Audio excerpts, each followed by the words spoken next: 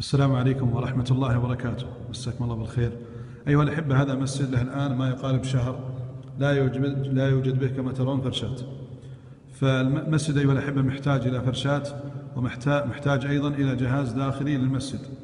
فلا يخفى عليكم أيها الأحبة فضل الصدقة وفضل الإنفاق، خاصة إذا كانت هذه الصدقة أو الإنفاق يكون في بيت من بيوت الله سبحانه وتعالى. فجماعة المسجد لهم شهر يصلون على هذا الوضع، في هذا البرد يصلون على هذا الوضع. فأسأل الله سبحانه وتعالى بمنه وكرمه لمن قام بذلك، أسأل الله سبحانه وتعالى أن ينجيه من عذابه ووالديه يوم نلقاه. سأضع المقاس أيها الأحبة، وسأضع رقم الجوال. المقاس أيها الأحبة 15×10، مقاس المسجد 15×10، ورقم الجوال 0533244442. مع العلم أيها الأحبة أننا نريد فقط فرشات وجهاز، ولا نريد أي مبلغ مالي.